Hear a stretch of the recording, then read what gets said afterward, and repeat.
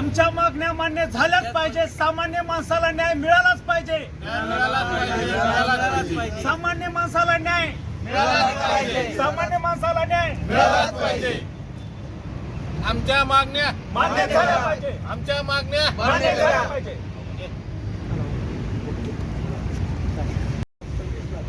प्रथमतः आपल्या सर्व चॅनलच्या माध्यमातून आम्हाला हे सांगावंसं वाटतं की मागण्या तर आपल्या समोर आम्ही या ठिकाणी मांडल्यात. मागण्यामध्ये प्रमुख मागणी अशी आहे की आज लातूर जिल्ह्याचा जर विचार केला तर लातूर ते जहिराबाद हा जो MSRDCच्या अंतर्गत असणारा हायवे आहे, रस्ता आहे, तो पूर्णपणे भ्रष्टाचाराच्या अधीन गेलेला आहे. आपण पाहिलं तर सर या रस्त्याला अशा प्रकारच्या डिफिक्शन्स आहेत. आपण आपल्या मोबाईलमध्ये आपल्या कॅमेरामध्ये आपण कव्हर करू शकता सर.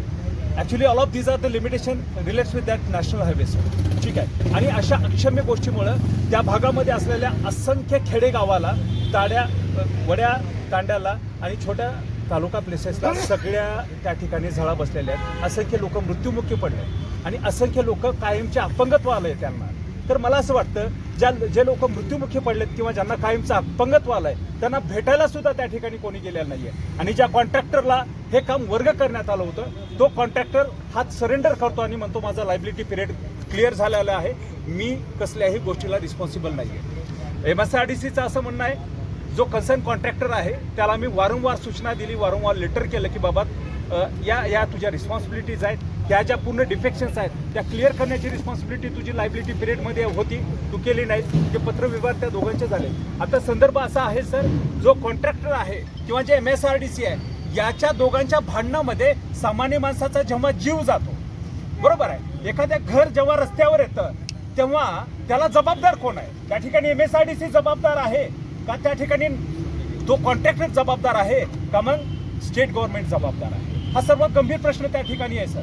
आज आम्ही सकाळपासून या गोष्टीला वाचा फोडण्यासाठी या ठिकाणी बसलेलो आहोत. आम्ही माननीय आयुक्त साहेबांच्या बाजूला बसलेलो आहे. सकाळपासून आम्ही त्यांच्या प्रतीक्षे वाट बघतोय. त्यांनी आम्हाला एकतर बोलवतील किंवा आमच्याकडे येतील आणि ही जी अतिशय गंभीर समस्या आहे आपल्या समोरची त्या समस्यावरती त्यांनी फोकस करतील किंवा कॉन्सन्ट्रेट करतील. तर असं आतापर्यंत काहीही झालेलं नाही.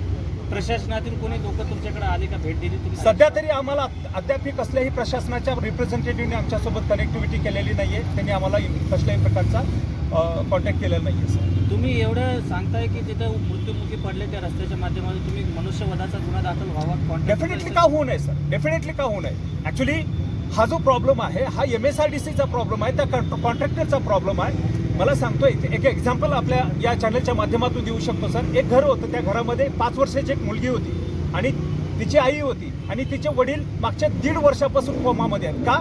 कारण रस्त्यामध्ये पडलेल्या भेगामुळे त्यांची गाडी अडकते आणि त्यांनी खाली पडतात आणि ते सबकॉन्शियस होतात.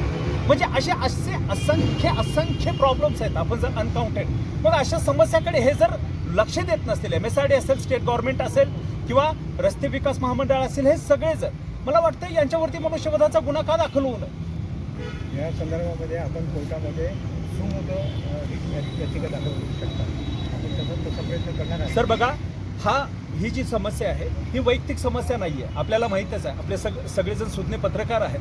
मला आपल्या पत्रकार बांधवाच्या माध्यमातून सांगावंसं वाटतं पूर्ण महाराष्ट्राला आणि आदरणीय नितीनजी गडकरी साहेबांना, आदरणीय फडणवीसजी साहेबांना, की हा सोशल इश्यू आहे, हा सामाजिक प्रॉब्लेम आहे, हा एखाद्या व्यक्तीशी रिलेटेड नाही आहे.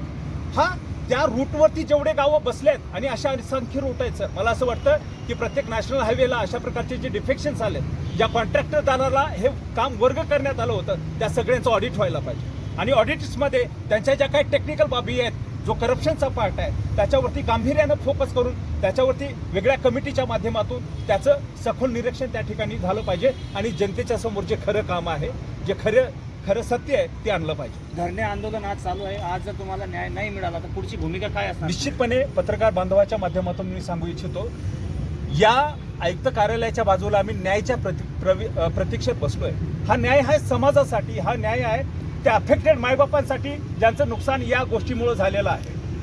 हा न्याय आम्हाला या ठिकाणी जर नाही मिळाला तर पुढचं आमचं आंदोलन हे निश्चितपणे मंत्रालय आझाद मैदानावरती आम्ही आंदोलन करणार आहोत आणि या असंख्य मायबापांसाठी आम्ही न्याय मागण्याचा प्रयत्न करतो. आपलं नाव सर? मी प्राध्यापक शिवाजी येडके, लातूर. Yes. या कंत्राटदाराला आपल्याला असं काही वाटतं का की यांना राजकीय किंवा शासकीय काही पाठबळ आहे? निश्चितपणे पाठबळ असू शकतं आणि नसू शकतं सर. बरं का, काही लोक असतील निगेटिव्ह जे पाठबळ करू शकतील, काही लोक असतील जे पाठबळ करू पण शकत नसतील. प्रशासनामधले फार सशक्त लोक आहेत ज्यांना वाटतं की खरंच चुकी आहे.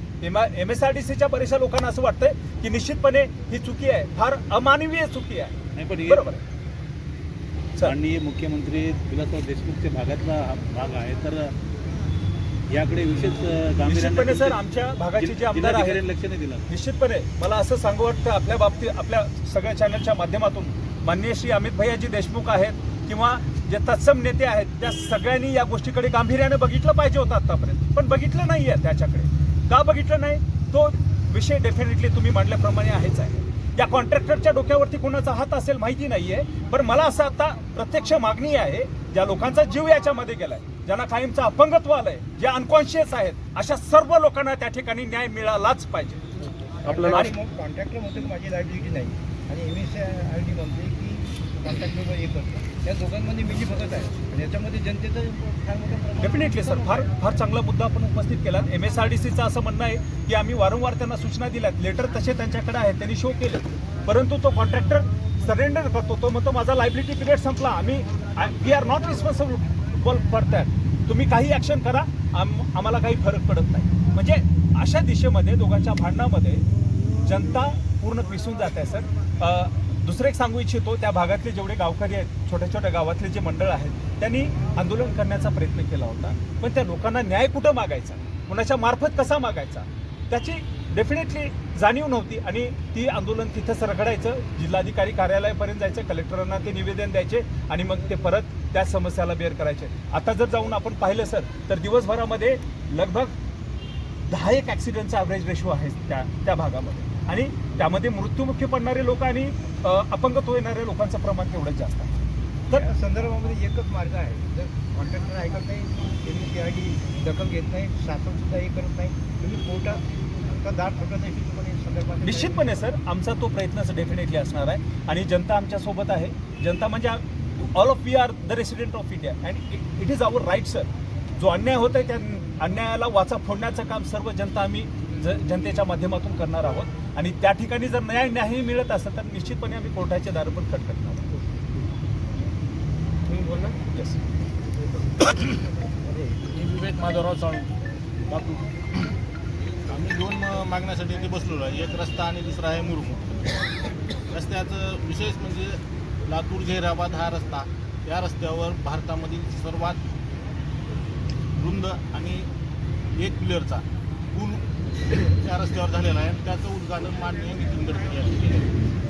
ज्यावेळेस केंद्रीय मंत्री अशा रस्त्याचं उद्घाटन करतात, तो रस्ता तर अत्यंत चांगला उत्कृष्ट झाला पाहिजे होता, पण तो अत्यंत निकृष्ट दर्जाचा रस्ता झालेला आहे. एवढे त्याच्यावर खड्डे आहेत आणि एवढ्या भेग आहेत.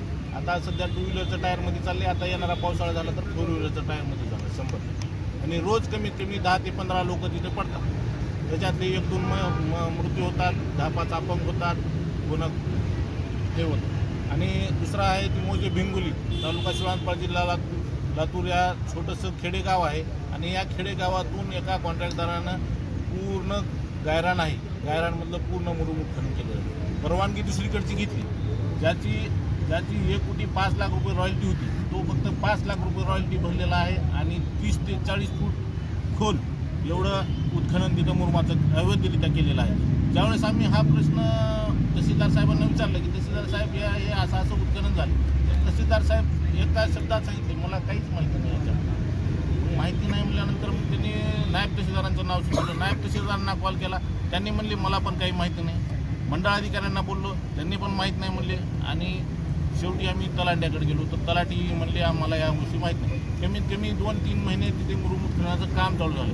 एवढा मुरुम उत्खनन केलं की अवैधरित्या कमीत कमी तिथले 25 ते 30 हजार ब्रास मुरुम उत्खनन केलेलं आहे आणि त्याची एवढी रॉयल्टी पूर्ण बुडवायचं काम त्या कॉन्ट्रॅक्टदारानं केलेलं आहे. आणि हे मला तर असं वाटतं की हे मिलीभगत आहे, प्रशासन आणि कॉन्ट्रॅक्टदार हे दोघं जण मिळून त्या मुरुम उत्खनन केलेलं आहे. त्यामुळेच हे प्रशासन असे उडवाउडवीचे उतरलेले. याविषयी आम्ही माननीय तहसीलदार साहेबांना पत्र दिलं, पत्रव्यवहार केला, पण पत्रव्यवहाराचं अजूनपर्यंत उत्तर आलेलं नाही. पत्र देऊन कमीत कमी आज 1.5 महिना झालेला आहे तहसीलदार साहेब. पण पण तहसीलदार साहेबांनी कुठल्याही प्रकारची यावर कारवाई केली नाही किंवा तिथली मोजणी केली नाही, काही केली नाही. त्यानंतर आम्ही रस्त्याचे